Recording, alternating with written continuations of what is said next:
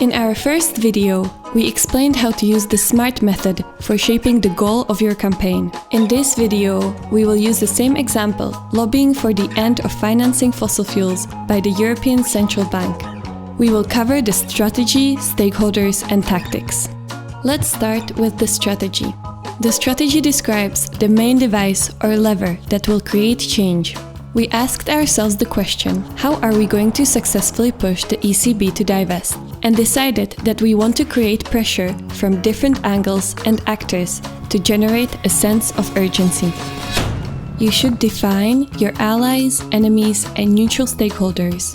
Here, our allies are environmental organizations and movements, green political parties, and the renewable energy market sector.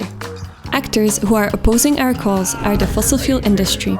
Our fellow citizens, who haven't formed an opinion yet, are neutral and we can try to bring them on our side. Tactics describe the specific actions that follow from the strategy we chose. For us, the first step is to gain a network of at least 10 supporting organizations, institutions, or movements, helping us to lobby the ECB by 2023. Together with them, we will launch an online information campaign alongside an online petition to be signed by the public. Later, we will send the online petition to the ECB. To make sure that the public is aware and to increase the pressure, we will use digital activism methods. Think of Twitter storms, influencer endorsements on TikTok or Instagram, podcasts, or even getting musicians to create a song.